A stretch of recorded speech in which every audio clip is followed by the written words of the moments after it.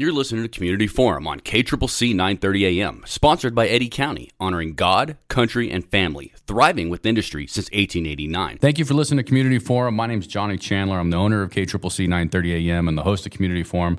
With me today, we're trying to promise once a month, is Paul Gessing. Paul Gessing is president of the Rio Grande Foundation, which I think is based in Albuquerque, but you cover the whole state. Absolutely. Cool. How are you doing? Doing all right. Yeah, it's been a busy couple of weeks here. During the summertime, I try to get out and about around the state, and I've been to Alamogordo, Las Cruces, Gallup, and Belen recently. That's not too far of a drive, but just in a few weeks, been out and about around our state. All right. Well, Belen is not too far of a drive from Albuquerque, but if you go down 47 and hit that Las Linus traffic, you're in trouble. It is jam-packed in Valencia County now. All right, so we're glad you're here. Let me double check. Check him out at riograndefoundation.org. He has a great podcast at tippingpointnm.com. He's also got a great news publication, essentially, on another website called heirsofenchantment.com as well, right? Did I get all those correct? Yeah, you got it. And one thing that I do enjoy your website for the most, even though I'm sure you'll plug this, I'll plug it for you now, is their Freedom Index.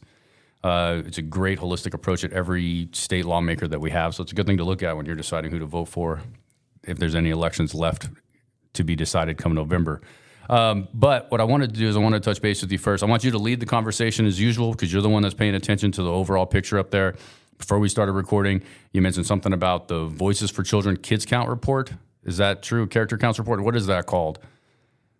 Kids Count. Okay. It's an annual report put out by the Annie E. Casey Foundation, which is a national center-left nonprofit. And Voices for Children is the independent New Mexico organization that releases that report. It's fascinating because in the last few years, as New Mexico's continued to languish at 50th in the Kids Count report, the organization here in New Mexico that's charged with releasing this information has tried to kind of back away from their own report. Now, this is arguably one of the biggest kind of canned news stories that is reported on every single year. Kids Count gets a lot of attention in New Mexico. Generally speaking, New Mexico's towards the bottom of this report. It's basically overall well-being for children. There's 4 big categories: economic, education, health, family, and community. Those are each broken down into 4 smaller categories, total of 16 variables in the report. And this is not our report. This is a report put together by people who ideologically we don't necessarily agree with, but I do think it is a, generally speaking, well-done report. Okay, My biggest quibble I'm going to with stop it you for just a second real quick. Sorry, I know that, I never do that, and I know that's kind of rude. But the idea is that I wanted to ask more importantly, and I think you're getting to it, is this the annual report that you would suggest that is a really, really great basis for us to judge every year, or are there other organizations that release reports that you think are more valuable than the Voices for Children? From an annual basis, I think this is probably the very most important. There's others that get released on occasion. Economic freedom indicators are my favorites, but this one does focus on the children, and I do think it's relevant, and it has that focus on the economy, which definitely is important from our perspective, because a lot of the problems New Mexico faces are to be found in the areas of the economy, specifically poverty, and lack of educational attainment, which, of course, all of that intertwines together. Those are the 2 areas of focus for the Rio Grande Foundation. And so this is a very important report. So I want to get out of the way. Of the 16 variables, there's one that I take issue with. Okay. That is children aged 3 and 4 not in school. I don't believe that there's data showing that 3 and 4-year-olds need to be in school. In fact, I think the data shows that they should be at home with their mom or possibly their dad, not in a school situation. Overall, though, this report, again, puts New Mexico at 50th.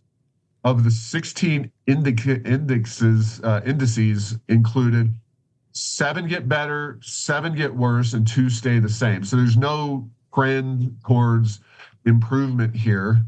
Some of the indicators, I won't go through it all, but fourth graders not proficient in reading. That's the National Assessment of Educational Progress. I talked to you about that. It's the nation's report card. Eighth graders not proficient in math. Right. Again, same thing.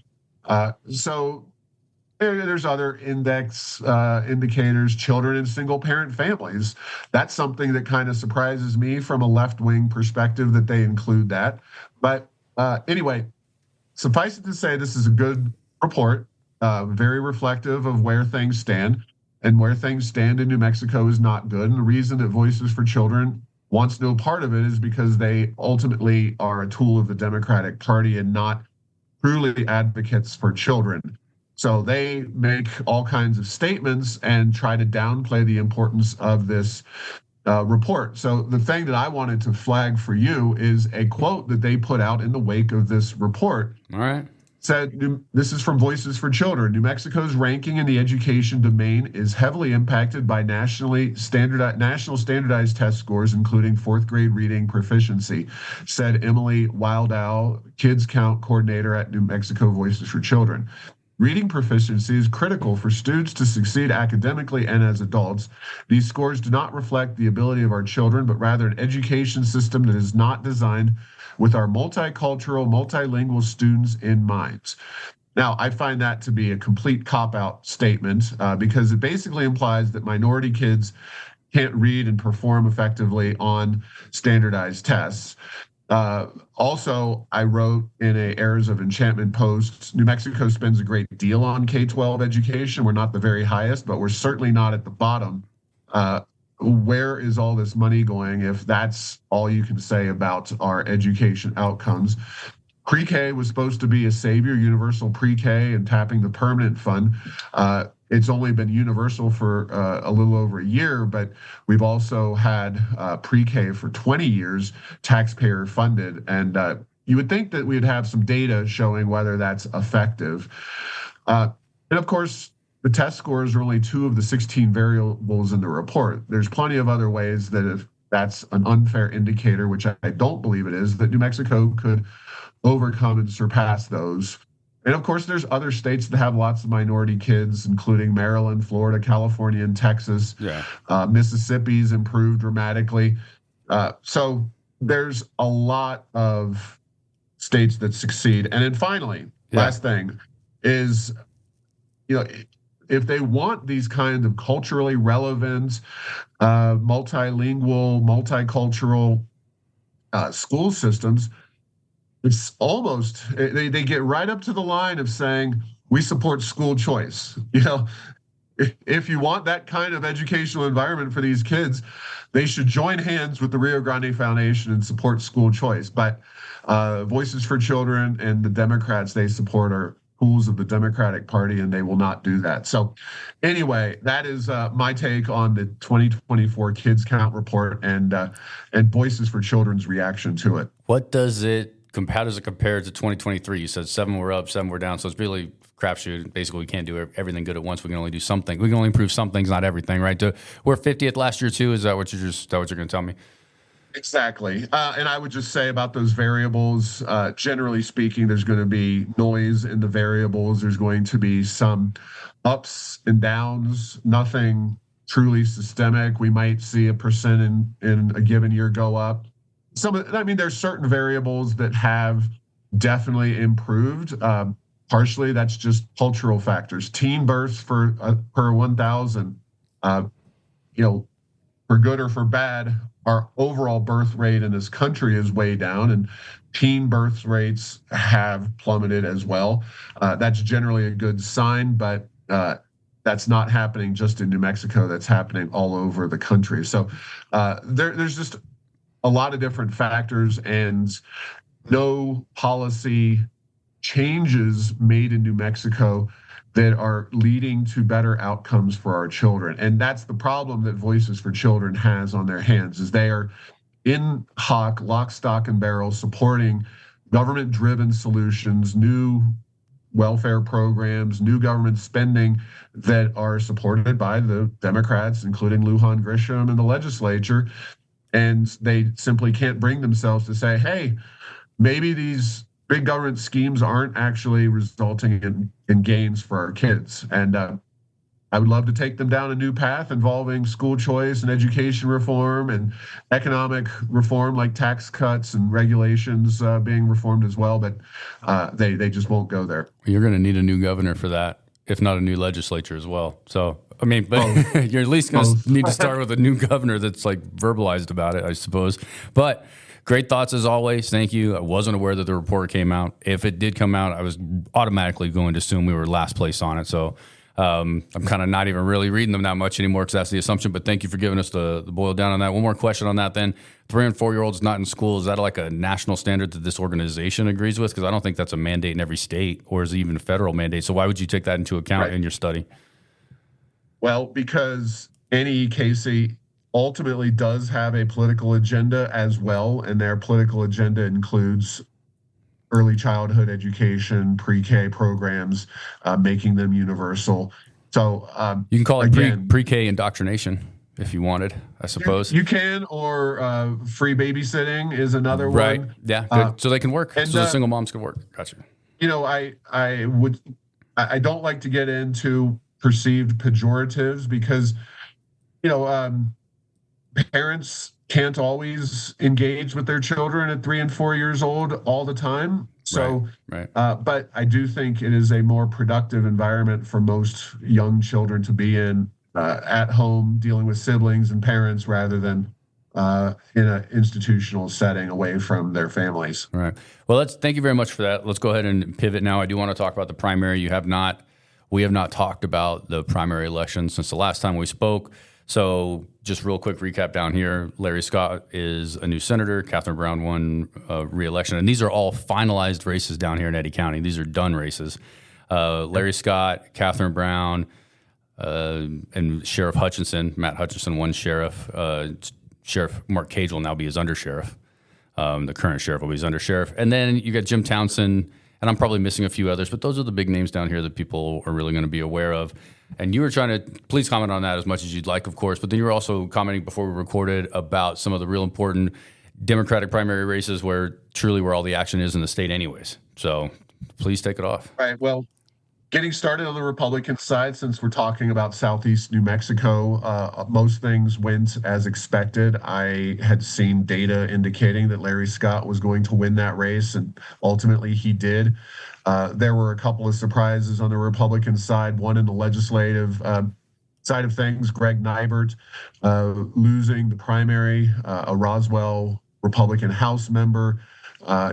It's Engel's seat, Stuart Engel, who occupied that seat. It's much more of kind of a Eastern Plains seat as opposed to an oil and gas seat. So I think that may have been part of the challenge for Nybert, but it was a very narrow loss, and we'll see where things go. Also, of course, Congressional District 1, where challenging Melanie Stansbury, I think every Republican in the state thought Luis Sanchez, who had run for office before, was going to pull that out. A gentleman, Steve, I forget his name even, so he's out of Ruidoso. I want to say Steve Morgan, something along those lines, won that race. As I've said to you and others, District 1 running against Stansbury, she's an adjunct member of the squad because she is in a seat that she perceives as safe. It is a relatively safe seat in a really good Republican year, like maybe this one's shaping up to be. She might be threatened, but she sees herself as free to run as far to the left as she wants to and govern that way. District 1 is the biggest challenge for Republicans, quite honestly. Yvette Harrell's district is by far and away the most competitive. It's an even money district. If Republicans ever got a good candidate in District 3 in the northern part of the state, that is the one that I think they could win in a decent year for Republicans. But what is it about Teresa Ledger Fernandez that makes you think that she is maybe hypothetically the weakest out of the three, right? If you had a strong Republican. The numbers in the district. Okay. It's just pure numbers. Last I checked, and when that was redistricted, it hasn't obviously been that long. if that seat is a toss-up, Leger Fernandez is within 5 points. Stansbury is closer to a 10-point race. So no big surprises on the Republican side, aside from those two. Democrats, of course, they make the policies. We live in a Democrat world here in New Mexico. And there was an effort by the governor and prominent left-wing, well-funded special interest groups to take out moderate Democrats. The Democratic Party in New Mexico keeps getting more and more progressive, and this election only reinforced that trend. A couple of big races. Willie Madrid down in Las Cruces, a moderate Democrat in a swing district, lost. There was a northern Democrat up in Las Vegas who lost as well. There was some retirements up in the Four Corners. Anthony Allison, he retired, and a more progressive member, or elected Democrat, is going to come in that seat. There were also some kind of just wild races. Daniel Ivey Soto got caught up in some Me Too kind of stuff, and it was eventually dropped because there was no evidence, and I never thought it was real. He just upset the progressives. He got beat 80-20, though. Ivey Soto's just kind of a heterodox Democrat, not exactly a moderate even. And then in downtown Albuquerque, I call it the Battle of the Irish.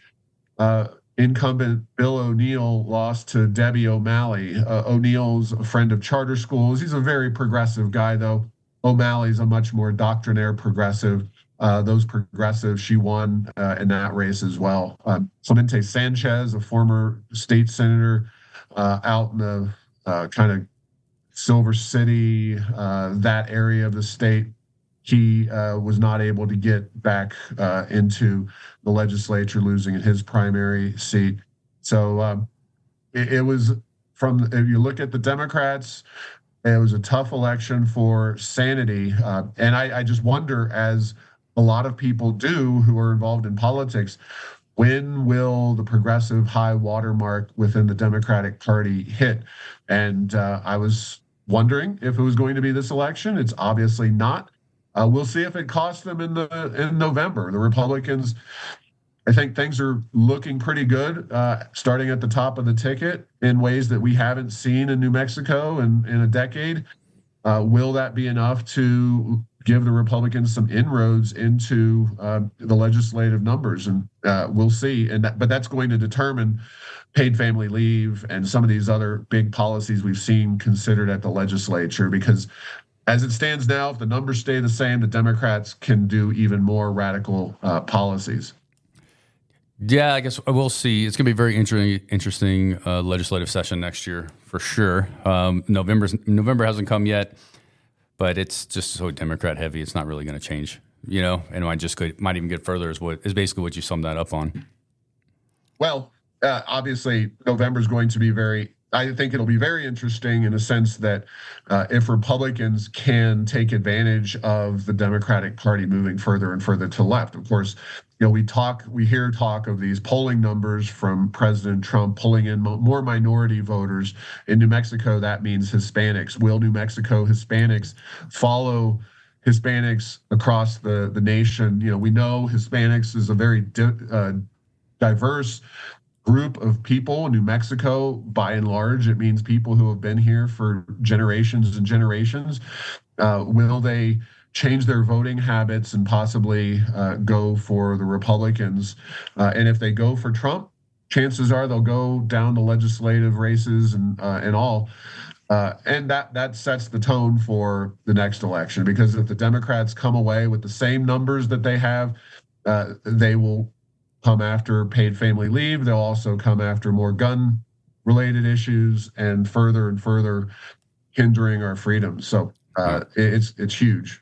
So this group is not going to be serving in this special session, but I would like you to touch base on that briefly. I want to talk. The special session's coming up. It's July 18th. Then we're going to talk about the 100th anniversary of oil and gas, which is a big deal for us down here. But just give me a couple minutes if you'd like on the special session or whatever you want to say about that coming up in July. Well, first and foremost, if I were the governor, I'd be calling a special session to deal with the station of our kids and what we just see out of the Voices for Children and the issues facing New Mexico, our education system, pumping up our economy. We need to do all those kinds of things. Of course, that's not what the special session is going to be all about. Theoretically, it's going to be all about crime. And on one hand, I applaud the governor for seemingly starting to come around to the more conservative approach to crime. Now, starting at the top, it is obviously not just the governor and the legislature that deal with crime-related issues. They can move the needle by passing more strict or more lenient laws, but ultimately crime comes down to the judges. It comes down to the purported criminals or the individuals and the culture and all those kinds of things. And then it comes down to enforcing the law at the local level, the police chief, and specifically here in Albuquerque, where a lot of the crime really does happen, the mayor. So I am interested to see if there is some agreement there. We've obviously been under MLG and her rule for 6 years now and haven't seen much of a discussion on crime. I actually think that the governor might be willing to play ball with Republicans, and this is something that I really want to caution Republicans to say, don't dismiss this entire special session out of hand. I'm getting a vibe where both conservative Republicans and progressive Democrats are kind of poo-pooing this idea, and I get it. Crime is a tough issue. Crime takes time to debate and craft policies and reform broken policies. And I'm not saying that we can do all this in the special session, but if they can triangulate, the governor is not the enemy anymore. I'm not saying she's on our side, but she's not the enemy because she's not running for office again. It's now really progressives. And if the Republicans can kind of tie their message to the governor and then say, look, even MLG is on our side on some of these basic issues. It's the progressives who run the legislature that are not willing to play ball. Maybe we don't get anything out of this special session, but then the Republicans should say, 60-day session, let's have that conversation when things convene in January and have serious conversations about crime issues then, and we'll really tackle those. And if the governor is on board with at least some of the Republican agenda items, and Republicans have introduced these ideas in years past and gotten rejected, maybe this is the time. But they've got to understand that if they can work together with this governor and isolate the progressives in the legislature from being rational on crime, that could be a game changer, both politically and policy-wise. All right. Well, I mean, you don't hold a special session and not pass anything, right? I mean, isn't there just such a waste of time, Brad, correct? Like, you do pass something. As politicians, you don't show a dead session. I'm not enough of a student of New Mexico history to know when and if it happened, but I do know that if the legislature, and of course these are Democrats, that are theoretically aligned with the governor, if they come in July and say, all right, we're not really interested in doing anything, they can just do sine die. They can adjourn right away. When they gavel in, they can gavel out, say everybody go home, and that's a real possibility. But I don't think the Democrats, the progressives, would want to embarrass this governor so badly. But I also don't see a great deal of the kind of coming together on these issues, because I do think the governor is responding as she needs to the real crisis on crime that is happening in New Mexico. It may not be enough for Republicans, but if you can get half the loaf, this is what the Democrats do. The Democrats take half the loaf, and then the next time they shove the entire loaf of bread down your throat. Well, Republicans need to figure out ways to sell that half a loaf and then win some elections and get the full loaf eventually. So we'll see how this all shakes out. But I do know that both sides are kind of grumbling, shall we say, about having this special session for different reasons, but grumbling nonetheless. Okay, great. Good to know. July 18th, go to errorsenchantment.com and go to tippingpointnewmexico.com to find out what happened at the special session, because it's not really worth watching anywhere else, to be honest, not with our local media. Let's shift that's my opinion, by the way. Let's shift lastly to the last topic of the day. It's 100th anniversary of oil and gas here in New Mexico. Obviously, a big time for us. Artesia had a big celebration. We're grateful communities for what that has been able to bring us, the country, our standard of living across the planet, all those wonderful things that what oil and gas has brought for us. So 100th anniversary, have some thoughts on it. Let's hear it. Yeah, well, this was a momentous occasion. Unfortunately, it was left unrecognized by all the media outlets, even some of the conservative ones say here in Albuquerque. It's something that is critically important, not just to New Mexico and New Mexico history and, of course, our economy, but American energy independence and our role in the world today is made possible thanks to oil and gas. We don't have, we've had an ongoing war in the Middle East for since October of 2023. And, we've seen some upticks in gas prices. We've also seen Russia at war. Imagine, as you and I both lived through back in the 70s and early 80s, before the United States had such an energy independence, what prices at the pump would be like if we were still depending on the Saudis and other regimes for our oil and gas. Yeah. There's $3.39 a gallon down here right now, to be honest, as we're recording this. It's not cheap, and Biden could do a heck of a lot more to support energy independence. We know he's hostile to the industry. We know he's hostile to domestic production, but even he has not been able to kind of oppose the industry as he would like to, both politically and just because a lot of decisions in that industry are made on a 5 to 10 year time frame, and he can't really stop a lot of those things legally. Now, in a blog post I wrote at errorsofenchantment.com, on this occasion, I argue that within modern New Mexico history, the discovery of oil and gas in the Permian Basin was either the first or second most important economic event in the state's modern history.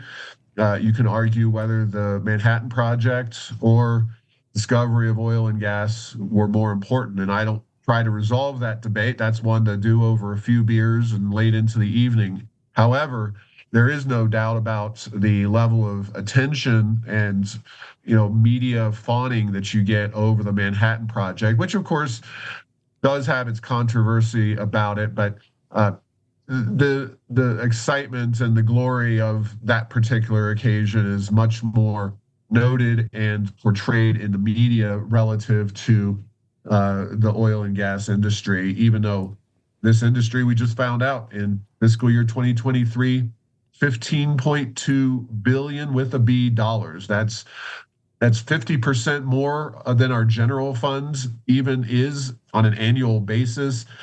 That industry alone is more than enough to support the economic renaissance that we all want to see in New Mexico, but our policymakers are simply unwilling or ill-equipped to do the things that need to be done to improve New Mexico's economy. So we sit here in a state that's sitting on billions and billions of dollars, whereas we don't see many changes here in the state. Maybe down, in Carlsbad and the Permian, you see more oil and gas trucks on the road. You see the wear and tear, but you see, the workers have money to spend, and that's great. But I can assure you that if you travel to Albuquerque or Farmington or Silver City, you don't see evidence that we are in the midst of one of the greatest booms this state's ever seen. It's just lost on everybody.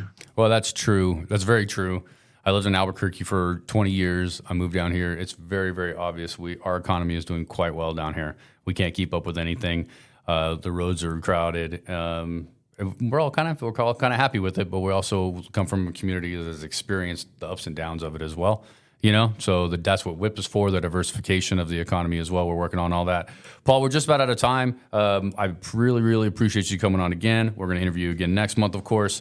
Thanks for the reminder of the 100th anniversary of oil and gas, and thank you for reminding us that, we were ignored, but we had a good time, Yeah. And Alex Epstein's fantastic.